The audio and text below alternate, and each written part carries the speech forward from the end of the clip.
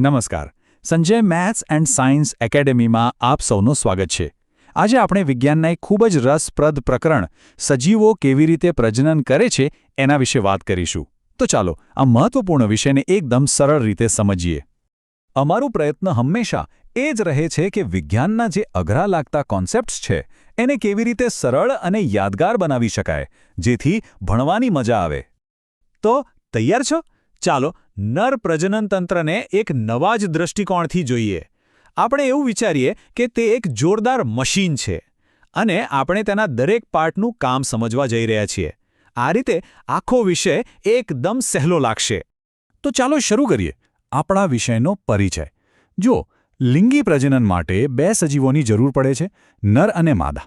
અને આ જે તંત્ર છે એ ખાસ કરીને નરજનન કોષો બનાવવા માટે જ બનેલું છે. તો આખરે નર પ્રજનન તંત્ર છે શું? સાવ સાદી ભાષામાં કહીએ તો આ એવા અંગોનો એક ગ્રુપ છે જે નરજનન કોષો, જેને આપણે શુક્રકોષો કહીએ છીએ, એને બનાવે છે અને પછી શરીરમાંથી બહાર મોકલવામાં મદદ કરે છે. બસ આટલી સિમ્પલ વાત છે. હવે આપણે એ મશીનના સૌથી મહત્વના ભાગ પર આવીએ છીએ, જ્યાં મેઇન પ્રોડક્શન થાય છે.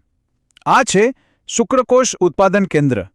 સાચું કહું તો આને આપણે આખા સિસ્ટમનું પાવર હાઉસ પણ કહી શકીએ. આ ઉત્પાદન કેન્દ્રનું જે મુખ્ય અંગ છે એ છે શુક્રપિંડ. આ જ એ જગ્યા છે જ્યાં લાખો કરોડોની સંખ્યામાં નરજનન કોષો એટલે કે શુક્રકોષો બને છે. સમજો કે આ એક નાનકડી પણ અત્યંત પાવરફુલ ફેક્ટરી છે. પણ અહીં એક બહુ જ રસપ્રદ સવાલ થાય કે ભાઈ, આ શુક્રપિંડ શરીરની અંદર કેમ નથી હોતા? એ વૃષણ કોથળી નામની બહારની કોથળીમાં કેમ હોય છે? શું ક્યારે આ વિશે વિચાર્યું છે? ચાલો આજે આની પાછળનું વિજ્ઞાન જાણીએ. અને જવાબ છે ટેમ્પરેચર એટલે કે તાપમાન. શુક્રકોષોના ઉત્પાદન માટે આપણા શરીરના સામાન્ય તાપમાન કરતાં થોડું ઓછું તાપમાન જોઈએ છે. અને વૃષણ કોથળી શરીરની બહાર હોવાથી એ જરૂરી ઠંડક જાળવી રાખે છે. ખરેખર કુદરતની રચના કેટલી અદ્ભુત છે! તો શુક્રપિંડના મુખ્ય બે કામ છે. પહેલું, શુક્રકોષો બનાવવા, અને બીજું, ટેસ્ટોસ્ટેરોન નામનો એક હોર્મોન બનાવવો. હા, આ એ જ હોર્મોન છે જે તરુણાવસ્થામાં છોકરાઓમાં શારીરિક ફેરફારો લાવે છે, જેમ કે અવાજનું ઘેરું થવું અને દાઢી મૂછ આવવી. સારું, શુક્રકોષો બની તો ગયા, પણ હવે એમનું શું? એમની મુસાફરી કેવી રીતે થાય છે? ચાલો હવે આપણે એમના બનવાથી લઈને શરીરની બહાર નીકળવા સુધીનો જે રોમાંચક રસ્તો છે એને સમજીએ. આખી મુસાફરીના મુખ્ય 3 સ્ટેપ છે. પહેલું, શુક્રપિંડમાં ઉત્પાદન. બીજું, ત્યાંથી શુક્રવાહિની નામની એક લાંબી નળી દ્વારા એમનું આગળ વધવું. અને ત્રીજું, મૂત્રમાર્ગ દ્વારા શરીરમાંથી બહાર નીકળવું. અને અહીં મજાની વાત એ છે કે મૂત્રમાર્ગ એ શુક્રકોષ અને મૂત્ર બંનેના નિકાલ માટેનો એક જ કોમન રસ્તો છે.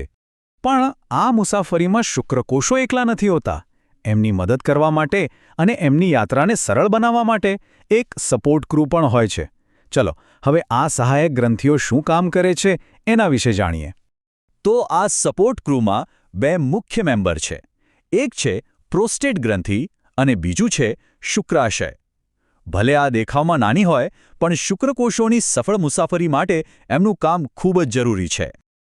તો આ ગ્રંથિઓ કરે છે શું? જુઓ, તે એક ખાસ પ્રકારનો પ્રવાહી બનાવે છે. આ પ્રવાહી વગર શુક્રકોષો આગળ જ વધી ના શકે. આ સ્ત્રાવ તેમને તરવા માટે એક માધ્યમ આપે છે અને મુસાફરી માટે જરૂરી એનર્જી અને પોષણ પણ આપે છે. અત્યાર સુધી આપણે આખી સિસ્ટમ અને તેના સપોર્ટ ક્રૂ વિશે વાત કરી. હવે ચાલો આપણા આજના હીરો એટલે કે શુક્રકોષ પર થોડું ઝૂમ ઇન કરીએ. એની રચના ભલે સૂક્ષ્મ હોય, પણ ખૂબ જ અસરકારક છે. શુક્રકોષના મુખ્ય 2 ભાગ હોય છે. એક છે શીર્ષ એટલે કે માથું, જેમાં પિતા તરફથી આવતો આનુવંશિક પદાર્થ એટલે કે ડીએનએ હોય છે. અને બીજો ભાગ છે એની લાંબી પૂંછડી, જે તેને માદા જનન કોષ સુધી તરવામાં મદદ કરે છે.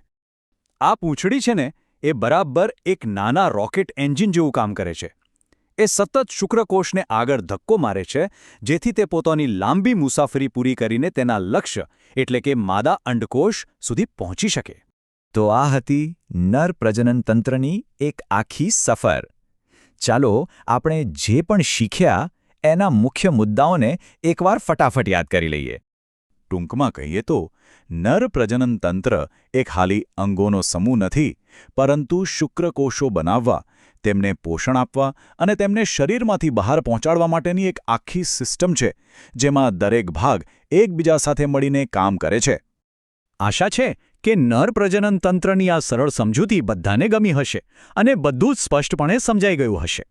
જો આ માહિતી ઉપયોગી લાગી હોય તો સંજય મેથ્સ એન્ડ સાયન્સ એકેડમીને લાઇક, શેર અને સબસ્ક્રાઇબ કરવાનું ભૂલશો નહીં. આવા જ બીજા જ્ઞાનવર્ધક વિષયો સાથે આપણે ફરી મળીશું.